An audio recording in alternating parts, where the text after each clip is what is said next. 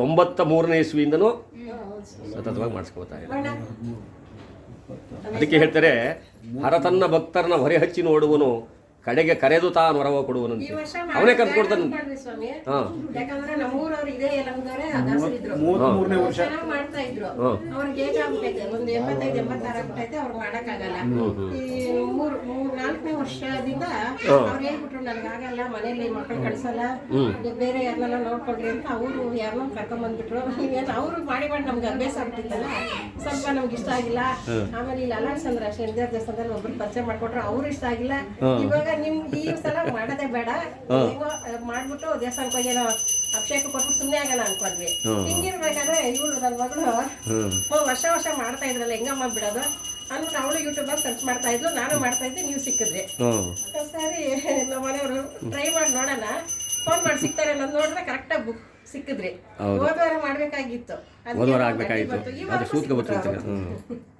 ಇರಲಿ, ಎಲ್ಲ ಭಗವಂತನ ಇಚ್ಛೆ. ಪುರೋಹಿತರು ಸಿಕ್ಬಿಟ್ರು, ನೀವು ಸಿಕ್ಬಿಟ್ರು, ಎಲ್ಲರೂ ಸಿಕ್ಬಿಟ್ರು. ಸಮಯ ತಕ್ಷಣ ನಾವು ವಿಷಯ ಗೊತ್ತಾಗಿದ ತಕ್ಷಣ ಮುಂದಕ್ಕೆ ಹಾಕ್ಬಿಟ್ವಿ, ಹಂಗೆ ಸೆಟ್ ಆಗ್ಬಿಡ್ತು. ಹಾಡಿಸುವಾತನ ಕೈ ಚಳಕದಲ್ಲಿ ಎಲ್ಲ ಅಡಗಿದೆ, ಆತನ ಕರುಣೆಯು ಜೀವವ ತುಂಬಿ ಅಳಿಸಿ ನಗುತ್ತಿದೆ.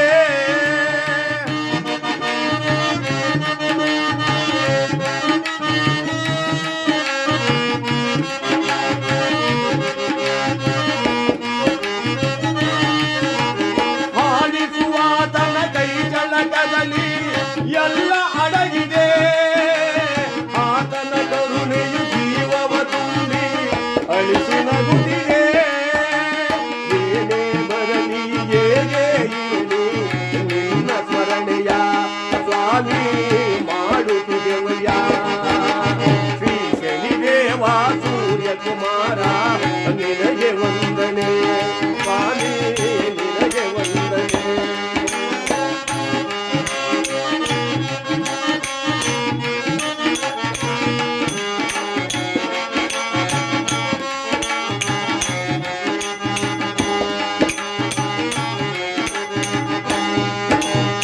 ಅರಮನೆಯಾಗಲಿ ಗುಡಿಸಲೇ ಆಗಲಿ ನಿನ್ನ ನಾಮವ ಅನುದಿನ ಭಜಿಸುವ ಭಕ್ತನ ನೀನು ಮರೆಯಬೇಡಯ್ಯ.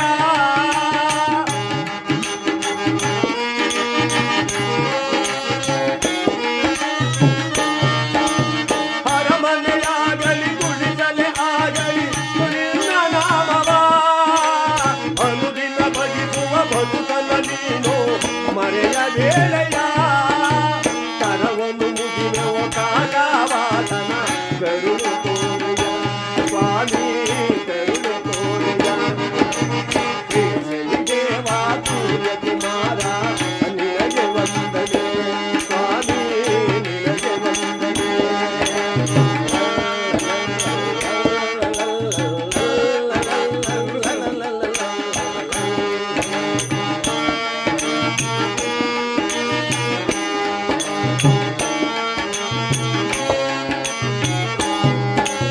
ಭಕ್ತಿ ಎಂಬುವ ಪುಷ್ಪವ ಚೆಲ್ಲಿ ನಿನ್ನರನು ದಿನ ಅನುಗಾಲವು ನಾ ಬೇಡುತ್ತಿದೆವೋ ಕರುಣೆ ತೋರೆಯ.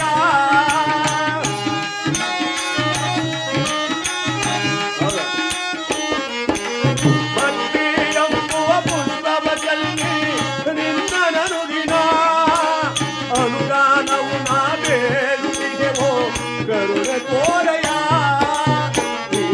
ಕಾಯೋ ದಿನಕರ ಕುವರ ಕರುಣೆ ತೋರಪ್ಪ, ಸ್ವಾಮಿ ಕರುಣೆ ತೋರಪ್ಪ, ದೇವ ದಯವ ನೀರಪ್ಪ. ಶ್ರೀ ಶನಿದೇವ ಸೂರ್ಯ ಕುಮಾರ ನಿನಗೆ ವಂದನೆ, ಸ್ವಾಮಿ ನಿನಗೆ ವಂದನೆ. ದೇವರ ಪಾದಕ್ಕೆ ಗೋವಿಂದ, ನವಗ್ರಹಗಳ ಪಾದಕ್ಕೆ ಗೋವಿಂದ. ಜಯ ನಮ ಪಾರ್ವತೀ ಪದಯೇ.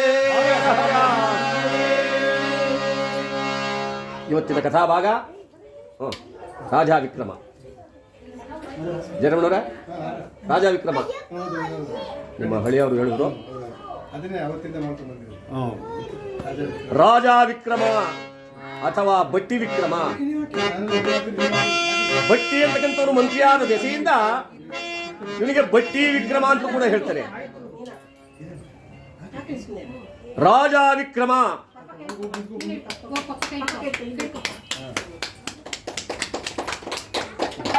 ಎಂಬಂತ ಆ ಶನೇಶ್ವರ ಸ್ವಾಮಿಯ ಚರಿತ್ರೆಯನ್ನ ಹೇಳಿ ಈ ಗೃಹದಲ್ಲಿ ಸುಖ ಶಾಂತಿ ನೆಮ್ಮದಿ ಎಲ್ಲವನ್ನ ಭಗವಂತ ಕರುಣಿಸಲಿ ಅಂತ ಹೇಳಿ ಬೆಳಗಿನಿಂದಲೂ ಕೂಡ ಶ್ರೀ ಸತ್ಯನಾರಾಯಣ ಸ್ವಾಮಿಯ ಪೂಜೆಯನ್ನು ಇಲ್ಲಿ ನೆರವೇರಿಸಿದ್ದಾರೆ. ಆ ಭಗವಂತನನ್ನ ನಾವೊಂದು ಸಾರಿ ಕೊಂಡಾಡಿಕೊಂಡು ಮುಂದೆ ಹೋಗೋಣ.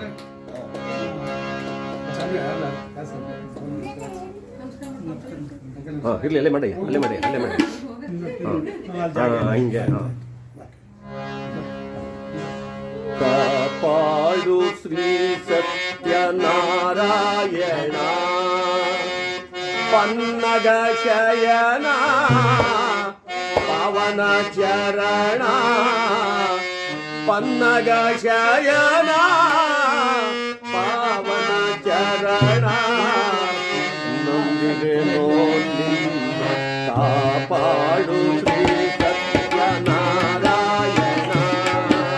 ನಾರಾಯಣ ಸತ್ಯನಾರಾಯಣ ನಾರಾಯಣ ಲಕ್ಷ್ಮೀ ನಾರಾಯಣ.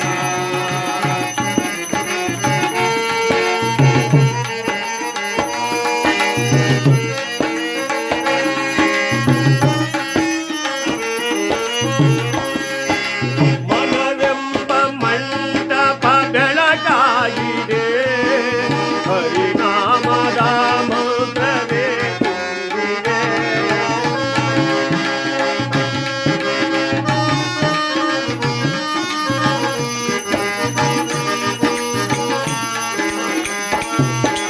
ಮನವೆಂಬ ಮಂಟಪ ಬೆಳಕಾಗಿದೆ ಹರಿನಾಮದ ಮಂತ್ರವೇ ತುಂಬಿದೆ. ನಾದಾನದಾನದ ಬಾನಿರಿದೆ ಬಂದಿಲ್ಲಿ ನೀನಿಂದು ಸ್ಥಿರವಾಗಿರೋ ಕಾಪಾಡು ಶ್ರೀ ಸತ್ಯನಾರಾಯಣ ಪನ್ನಗ ಶಯನ ಪಾವನ ಚರಣ ಪನ್ನಗ ಶಯನ ಪಾವನ ಚರಣ ನಂಬಿದೆ ಕಾಪಾಡು ಶ್ರೀ ಸತ್ಯನಾರಾಯಣ.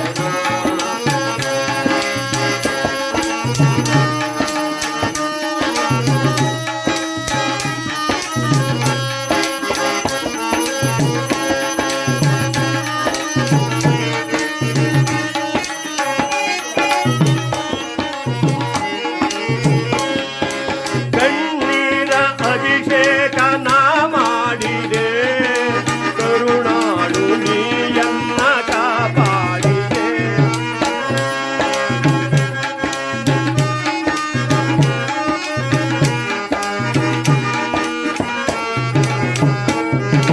ಕಣ್ಣೀರ ಅಭಿಷೇಕ ನಾ ಮಾಡಿದೆ ಕರುಣಾಳು ನೀಯನ್ನ ಕಾಪಾಡಿದೆ.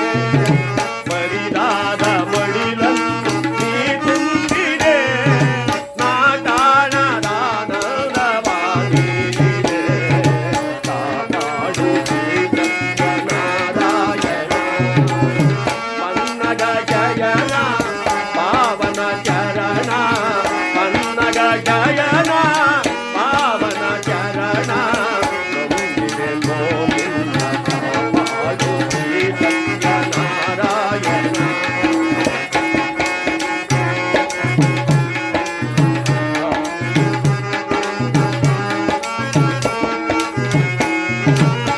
ನಾರಾಯಣ ಲಕ್ಷ್ಮೀ ನಾರಾಯಣ ನಾರಾಯಣ ಸತ್ಯನಾರಾಯಣ ನಾರಾಯಣ ಲಕ್ಷ್ಮೀ ನಾರಾಯಣ ನಾರಾಯಣ ಸತ್ಯನಾರಾಯಣ.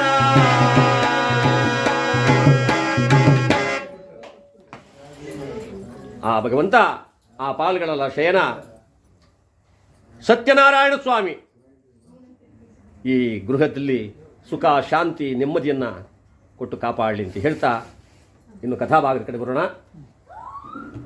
ರಾಜಾ ವಿಕ್ರಮ ಅಥವಾ ಶನಿ ಪ್ರಭಾವ. ಚೋದ್ಯವೆನಿಸುವ ಚೋಳ ದೇಶನಿ ಸತ್ಯ ಚೋಳ ರಾಜ.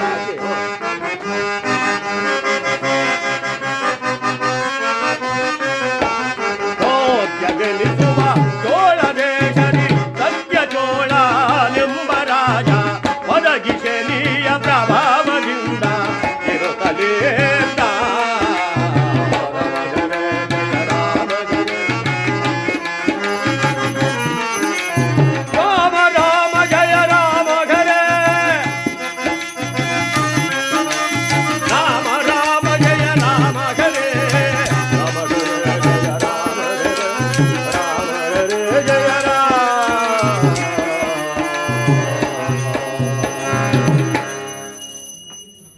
ನಮ್ಮ ಭರತಖಂಡದಲ್ಲಿ ಹಲವಾರು ರಾಜ್ಯಗಳಲ್ಲಿ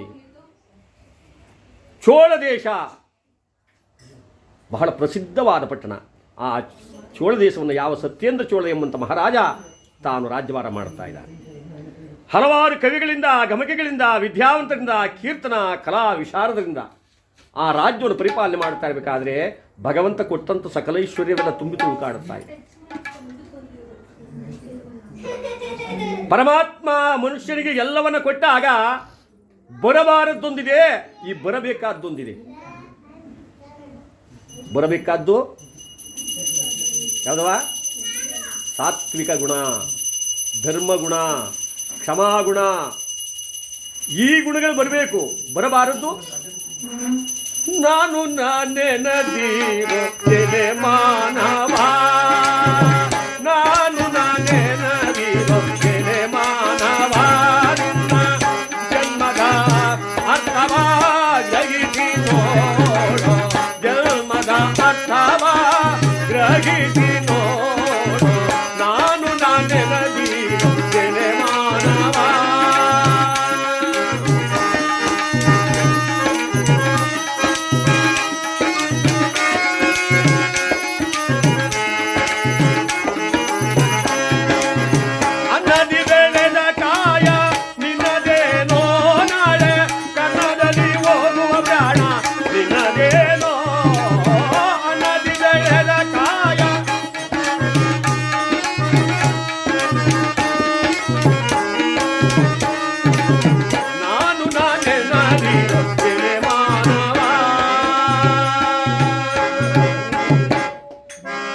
ಯಾವುದು ಬಂದರೂ ಬರಲಿ, ನಾನು ಅಂತಕ್ಕಂಥದ್ದು ಮಾತ್ರ ಮನುಷ್ಯನಿಗೆ ಬರಬಾರ್ದಂತೆ.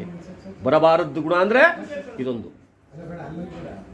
ಅಗ್ನಿ ಹುಟ್ಟಿದ ಸ್ಥಳವನ್ನು ಯಾವ ರೀತಿಯಾಗಿ ಸರ್ವನಾಶ ಮಾಡಿಬಿಡುತ್ತೋ, ಈ ನಾನು ಅಂತಕ ಅಹಂಕಾರ ಹುಟ್ಟಿದಂಥ ಮನುಷ್ಯ ತನ್ನನ್ನು ತಾನೇ ನಾಶ ಮಾಡ್ಕೊತಾನೆ. ಇಲ್ಲಿ ಸತ್ಯೇಂದ್ರ ಚೋಳ ಮಹಾರಾಜನಿಗೆ ಭಗವಂತ ಕೊಟ್ಟಂಥ ಸಕಲೈಶ್ವರ್ಯವೆಲ್ಲ ಯಾವಾಗ ಲಭಿಸಿತೋ ಸುಖ, ಸಂತೋಷ, ನೆಮ್ಮದಿಯಿಂದಿದ್ದಾನೆ. ಸತಿ ಸುತರಿಂದ, ಮಂತ್ರಿ ಮಾಗದರಿಂದ, ಹಲವಾರು ಪ್ರಜೆಗಳಿಂದ ಕಾಲ ಕಾಲಕ್ಕೆ ಮಳೆ ಒಯ್ದು ಮಳೆಯಿಂದ ಬೆಳೆ ಬೆಳೆದು ದವಸ ಧಾನ್ಯವನ್ನು ಬೆಳೆದುಕೊಂಡು ಸಂತೋಷವಾಗಿರ್ತಕ್ಕಂಥ ಸಮಯ. ಅಂತಹ ಸಮಯದಲ್ಲಿ ಬಂದದ್ದವನಿಗೆ ನಾನು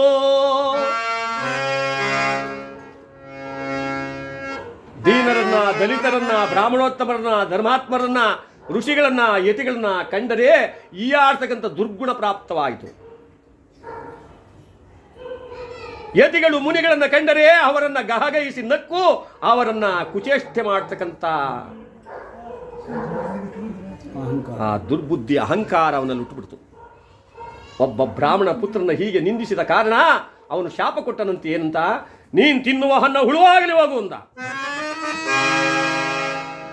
ನಮ್ಮಂಥ ಜ್ಞಾನಿಗಳನ್ನ, ಭೂಸುರೋತ್ತಮರನ್ನ, ವೇದಾಧ್ಯಯನ ಪಂಡಿತರನ್ನ ನೀನು ಹೀಯಾಳಿಸಿದ್ರಿಂದ ನೀನು ತಿನ್ನುವ ಹನ್ನ ಹುಳುವಾಗಲಿ ಅಂತ ಶಾಪ ಕೊಟ್ಬಿಟ್ಟ. ಮಹಾನುಭಾವರು ಕೊಟ್ಟಂಥ ಶಾಪ, ಪತಿರತಿರು ನೀಡಿದಂಥ ಶಾಪ ಯಾವತ್ತಿಗೂ ಸುಳ್ಳಾಗೋಂಗಿಲ್ಲ.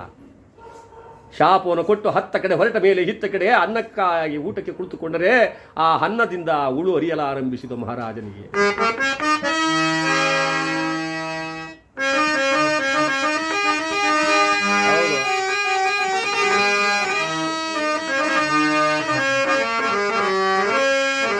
ಹತ್ತಾರು ದಿನ ಕಳೆಯಿತು, ಆದರೂ ಕೂಡ ಊಟ ಮಾಡಕ್ಕಾಗ್ತಾ ಇಲ್ಲ.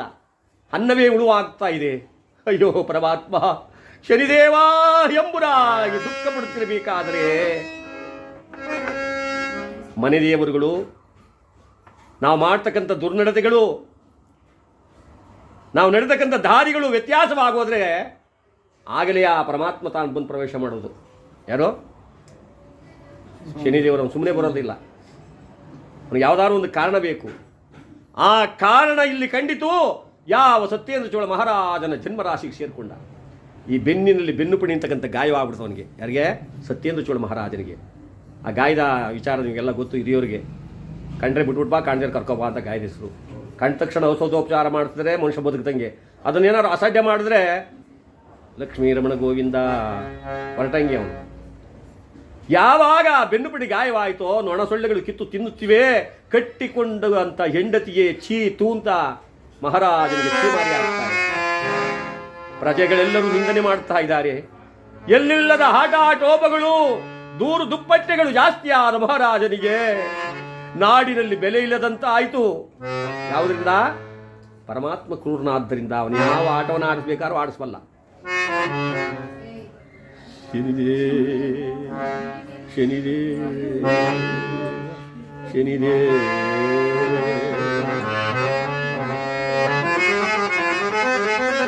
ನಾಡ ತೊರೆದ ರಾಜ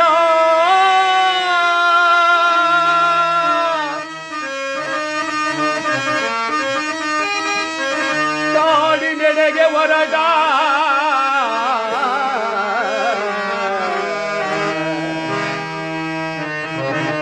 ಸತ್ಯೇಂದ್ರ ಚೋಳ ಮಹಾರಾಜ ನಾಡನ್ನು ತೊರೆದು ಕಾಡಿನ ಮಾರ್ಗವಾಗಿ ಕಲ್ಲು ಮುಳ್ಳೆನ್ನದೆ ಬೆಟ್ಟ ಗುಡ್ಡಗಳೆನ್ನದೆ ಇಳಿಯುತ್ತಾ ಜಾರುತ್ತಾ ಬೀಳುತ್ತಾ ಆ ಗಾಯದ ನೋವನ್ನು ತಡೆಯಲಾರದೆ, ಅಯ್ಯೋ ಪರಮಾತ್ಮ, ಶನಿರಾಜ ದಯಾಮಯ ಕಾಕಾ ವಾಹನ ಅಂತ ಹೇಳಿ ಅಡಿಗಡಿಗೆ ಆ ಭಗವಂತನ ಸ್ಮರಣೆ ಮಾಡಿಕೊಂಡು ಯಾವ ರೀತಿಯಲ್ಲಿ ಬರ್ತಾ ಇದ್ದಾನೆ.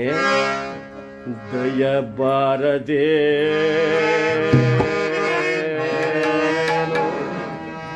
ದಿನಕರ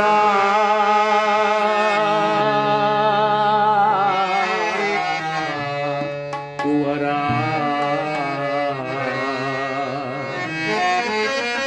ದೇವಾ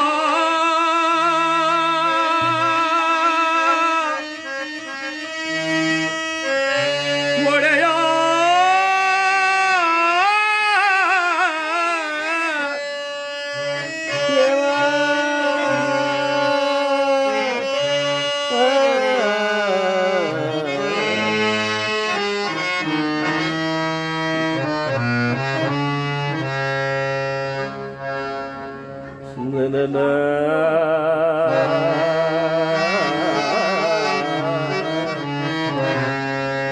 ಶನಿದೇವಾ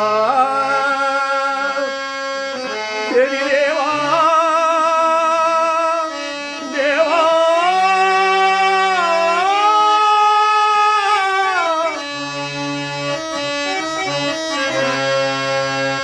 ದೇವಾ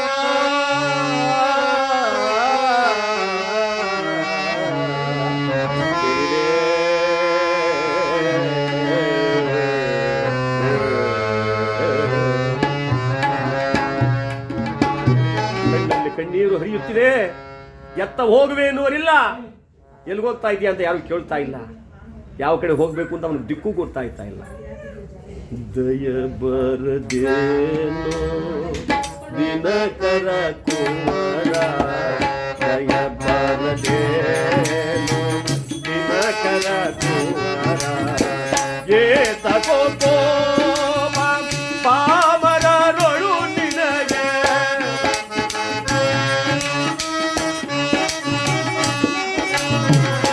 ಏತಕೋ ಪಾಮರರೊಳು ನಿನಗೆ ಸಾಕು ಮಾಡೋ ಏರರಿ ತನಯ.